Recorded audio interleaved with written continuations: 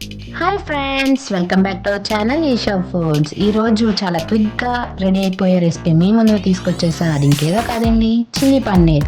బయట తుఫాన్ అసలే, ఇంట్లో ఏం చేయాలో అర్థం కాక వేడివేడిగా ఏమైనా తినాలనిపించింది. సో అందుకే చిల్లీ పన్నీర్ ఎలా తయారు చేయాలో మీకు చెప్తాను, మీరు ట్రై చేయండి. ముందుగా 200 గ్రాముల పన్నీర్ తీసుకొని స్క్వేర్ టైప్న నీట్గా కట్ చేసుకోవాలి. ఇలా నెమ్మదిగా కట్ చేసుకుంటే పీసెస్ అనేవి చాలా స్మూత్గా వస్తాయి, అక్కడక్కడ గరుగ్గా కాకుండా నీట్గా కట్ చేసుకొని పక్కన పెట్టుకోవాలి. చూస్తున్నాగా వీడియోలో చూపిస్తున్నట్టు ఇలా కట్ చేసుకోవాలి. కట్ చేసుకున్న వాటిని ఒక బౌల్లోకి వాటర్ తీసుకొని ఆ వాటర్లో వేసుకొని నానబెట్టుకోవాలి. లేకపోతే పొడిగా అయిపోతే బాగోదు కాబట్టి వాటర్లో వేసుకొని ఉంచుకోవాలి.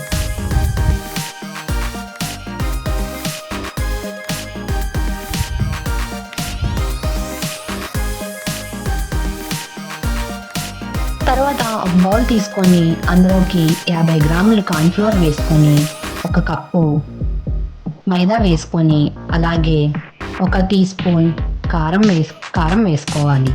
తర్వాత కొద్దిగా సాల్ట్, తర్వాత కొంచెం టేస్టింగ్ సాల్ట్ కూడా వేసుకోవాలి. ఆ వేసుకున్న దాన్ని పిండిని శుభ్రంగా కలుపుకోవాలి ఉండలు లేకుండా. తర్వాత ఒక గ్లాస్తో వాటర్ తీసుకొని ఆ వాటర్ని పోసుకుంటూ ఉండలు లేకుండా స్మూత్గా కలుపుకోవాలి. ఎక్కడైనా ఉండలు ఉంటే మనం వేసే పన్నీర్కి ఉండల్లా ఉండిపోయి ఒక దగ్గర ఉండిపోతుంది కాబట్టి బాగా స్మూత్గా కలుపుకోవాలి. ఇలా స్లోగా కలుపుకొని, లేకపోతే కింద ఒలిగిపోయే అవకాశం ఉంది కాబట్టి చూస్తున్నారు కదా, ఇప్పుడు వీడియోలో చూపిస్తున్నట్టు ఇలా కలుపుకుంటే చాలు. మరీ లిక్విడ్లో అయితే పన్నీర్కి పట్టదు, సో ఇలా కలుపుకుంటే సరిపోతుంది.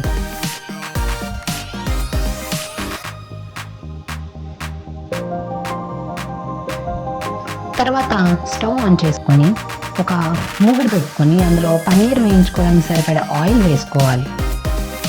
ఆయిల్ అయినా వేసుకోవచ్చు, లేకపోతే ఒక 2 టేబుల్ స్పూన్స్ నెయ్యి వేసుకుంటే మనకు పన్నీర్కి పడుతుంది కాబట్టి తిన్నప్పుడు నెయ్యి టేస్ట్ వస్తుంది. తర్వాత ఆ పీసెస్ ఏవైతే కట్ చేసుకున్నామో కలుపుకున్న పిండిలో వేసుకొని ఒక్కొక్కటిగా వేయించుకోవాలి. మరీ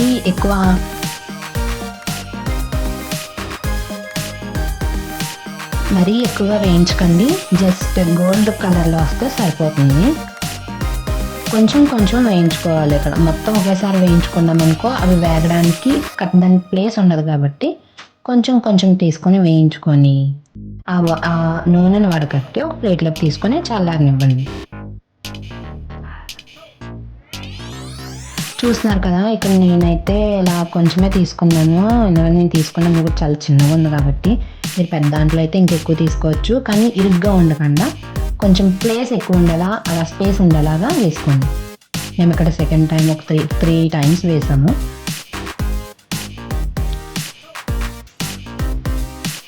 ఆ పన్నీర్కి ఆ పిండి అయితే ఏదైతే ఉందో అది పట్టాలి. అది పడితేనే అప్పుడు మనకు టేస్ట్ అనేది తెలుస్తుంది.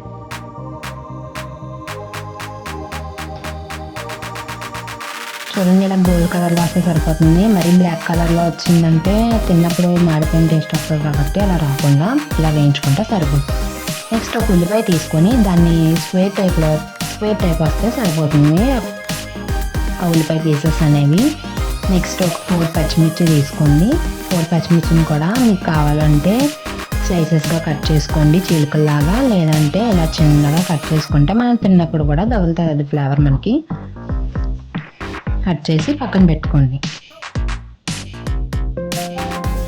నెక్స్ట్ స్టవ్ ఆన్ చేసి ఒక ప్యాన్ పెట్టుకొని అందులోకి ఆయిల్ వేసి ఆ ఉల్లిపాయలు ఏవైతే మనం ముందుగా తరిగి పెట్టుకున్నామో ఆ ఉల్లిపాయలు వేసి, నెక్స్ట్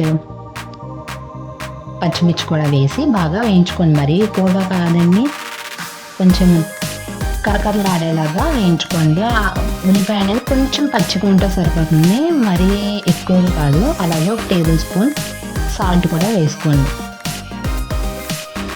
చూస్తున్నారు కదా, ఇలా కలుపుతున్నానండి, లేకపోతే మాడిపోద్ది కింద.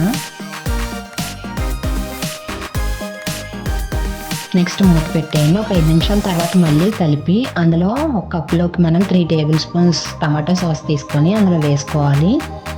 అందులో వేసుకొని బాగా కలుపుకోండి. టమాటా సాస్ అనేది నేను 3 స్పూన్సే తీసుకున్నాను. మీకు ఇంకా కావాలంటే ఎక్కువ ఇష్టం ఉన్న వాళ్ళైతే ఎక్కువ తీసుకోండి. బాగా మగ్గాలి అది. ఆ వాటర్ అనేది మొత్తం ఇంకిపోవాలి. ముందుగా ఫ్రై చేసి పెట్టుకున్న పన్నీర్ పీసెస్ ఏవైతే ఉన్నాయో వాటిని వేసుకొని కొంచెం కొంచెంగా స్లోగా కలుపుకోవాలి. మరి మీరు గట్టిగా కలిపిన పీసెస్ అన్ని విడిపోయే ఛాన్స్ ఉంది కాబట్టి స్లోగా కలుపుకోండి. ఇలా మగ్గాలి, మొత్తం ఆ వాటర్ అంతా ఇంకిపోయి ఆ వాటర్ టమాటా సాస్ అనే టేస్ట్ పన్నీర్ ముక్కగా పట్టేలాగా ఫ్రై చేసుకోండి. తర్వాత లైట్గా మిరియాల పొడి వేసుకోండి ఘాటు కోసం. నేనైతే మిరియాల పొడి వాడుతున్నాను, అది ఆప్షనల్. స్కిప్ చేయాలనుకుంటే స్కిప్ చేసేయండి. చిన్నపిల్లలు అయితే ఘాటు ఎక్కువ తినరు కాబట్టి స్కిప్ చేయండి. తర్వాత కొద్దిగా జీడిపప్పు తీసుకొని పైన సర్వ్ చేసుకోవాలి. తర్వాత కొద్దిగా కొత్తిమీర తీసుకొని దానిపైన సర్వ్ చేసుకుంటే రెడీ అండి. అంతేనండి. నా వీడియో నచ్చితే లైక్ చేయండి, షేర్ చేయండి, సబ్స్క్రైబ్ చేసుకోవడం మాత్రం మర్చిపోకండి. మీరు కూడా ట్రై చేసి ఎలా ఉందో కామెంట్ చేయండి. నెక్స్ట్ వీడియో కోసం ప్లే చేయండి. Thank you.